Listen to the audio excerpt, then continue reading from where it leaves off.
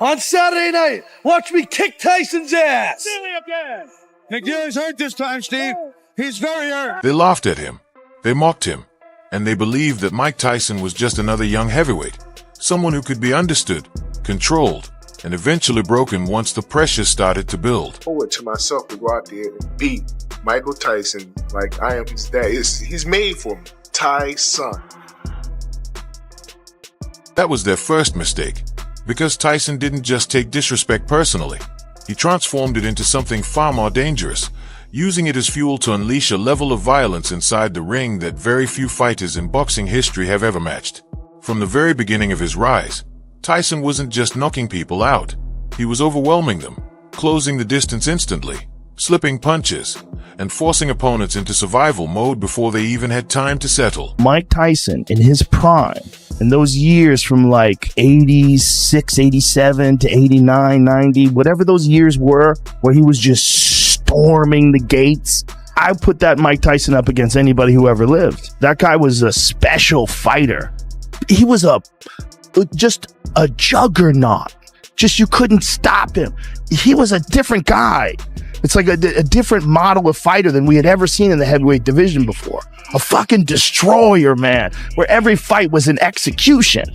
I mean, just ferocious, destructive, accurate. Everything is perfect. And yet, despite all of that, there were still fighters who believed they could outthink him, outlast him, or stand in front of him and prove he wasn't as dangerous as people claimed.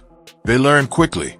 When Tyson faced Trevor Berbick, the reigning champion at the time, the fight was expected to test whether the young challenger could handle the moment, but instead, it turned into complete domination. Berbick was the last person to fight Ali, and he hurt Ali very bad.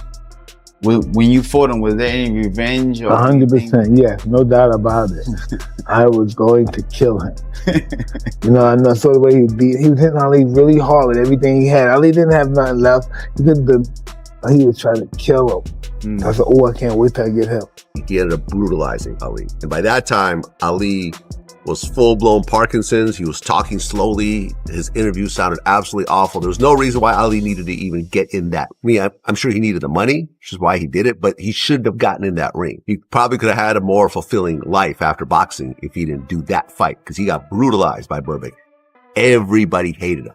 In fact, Mike Tyson's first belt came from beating up Berbick. And Mike said he hated this guy because Ali was his hero. And Ali even whispered in his ear, yeah, kill that guy for me. As Tyson stormed forward with relentless pressure, landing sharp combinations that sent Berbick stumbling across the ring in one of the most iconic moments in boxing history. That is disaster for all of the opponents of Mike Tyson. It's great that he has the courage, but this is a poor fight plan. That Mike, as soon as, a right hand, but the left, notice the left hand is not pumping like it was against Tinkling Thomas when he won the title. He's wild with the left hook as Berbick, and Tyson flips him with the left hand. Look at that combination, and Berbick ready to go. Again, he's wild. Catches him in the left hook. Berbick's ready to go again. Uppercut is Tyson. Left hook, and he goes down. Before the referee was forced to step in and stop the fight, that night didn't just crown a champion. It introduced a problem the entire division now had to deal with. Ali, what do you think of Mike Tyson? Awesome. He's powerful, he's strong, he's got a big punch. If he hits you, you're in trouble. How would you have fared against him? Would you have whopped him? Stick and move. Hit him. Yes. Tire him out. I call him Mike Nightmare Tyson. That guy was a nightmare in the ring. I mean, really, if he missed you with his left, then miss you with his right, he'd bite you. I didn't want to have anything to do with that guy. You didn't want him? No, I didn't want him. Do you think he wanted you? No way. We were both. One was scared and the other was glad of that. I could really punch. And of course, I was an expert at punching downward. My manager would hold the bag and he was down there. So I learned to really develop power from punches, guys who were down low. He was smart enough to understand that. Tyson's intelligent. I won the World Junior Championships in Santo Domingo, Dominican Republic. And I remember the American team was saying, oh, well, you never fought the best. So I'm like, who's that? And they told me it was Mike Tyson, custom model. But the belief that Tyson could be exposed didn't dissipate. And when he stepped in against Michael Spinks, many thought his undefeated record and experience would allow him to stay composed and control the fight. Yet from the opening seconds, Tyson imposed himself with terrifying intent, cutting off the ring and landing a devastating right hand that ended the fight in just 91 seconds, erasing all doubt in brutal fashion. Tyson attacks immediately. Cut round one. And Michael here, and no respect by Tyson for any jabs, but he's taking them. The uppercut. Body shot. Down it goes. And then came fighters who believed they could handle him over time. When Tyson fought Larry Holmes, the expectation was that experience and durability could slow him down. But instead, Tyson applied relentless pressure from the start, breaking Holmes down with speed and power that he simply couldn't escape. Larry looking Mike exactly the way he's showing no respect so far, boring in the way he hoped. Tyson just showing no fear of Holmes. Larry finally goes on off.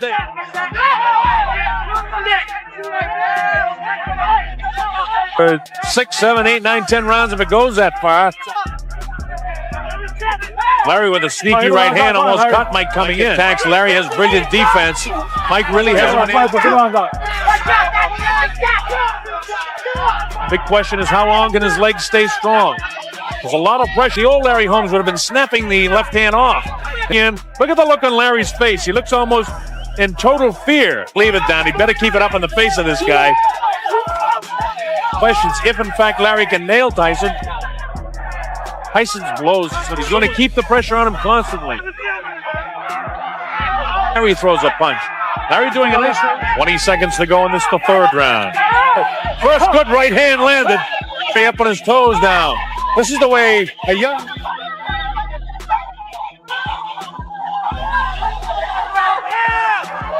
And again, Larry knows how to tie him up. Put a look on his face now than he had to see this.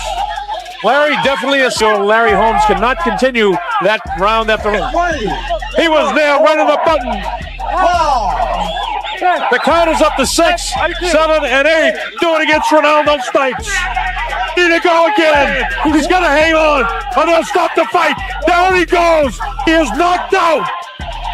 He didn't even bother the count.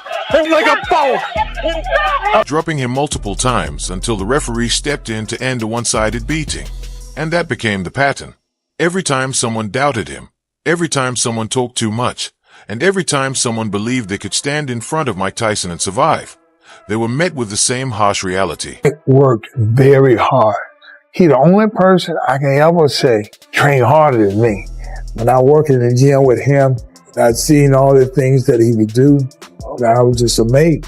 I'm like, God, shoot. 17 years old, he's just a kid, man. I didn't think nobody gonna beat him. My goal, I wanted to be the heavyweight champion of the world.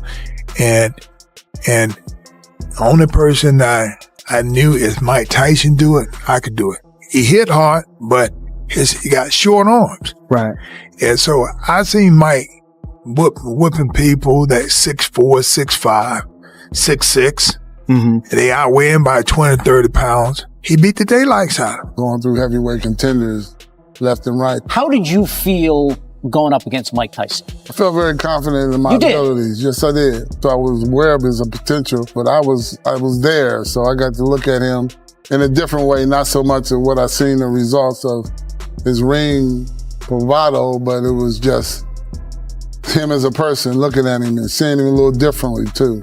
Like you did, and then have this in 7 or 8 seconds. For this fight, I only trained probably 2 weeks or 3 weeks for this fight. I had to bury my best friend, and I dedicated this fight. I wasn't going to fight. I dedicated this fight to him. I was going to rip his heart out. I'm the best ever. I'm the most brutal and vicious and most ruthless champion there's ever been. There's no one can stop me. Lynx is a conqueror. No, I'm Alexander. He's no Alexander. I'm the best ever. There's never been anybody as ruthless. I'm Sonny Liston. I'm Jack Dempsey. There's no one like me. I'm from Nairclaw. There's no one that can match me. My style is impetuous. My defense is impregnable. And I'm just ferocious. I want your heart. I want to eat his children. Praise be to Allah. The speed was too fast. The power was too much.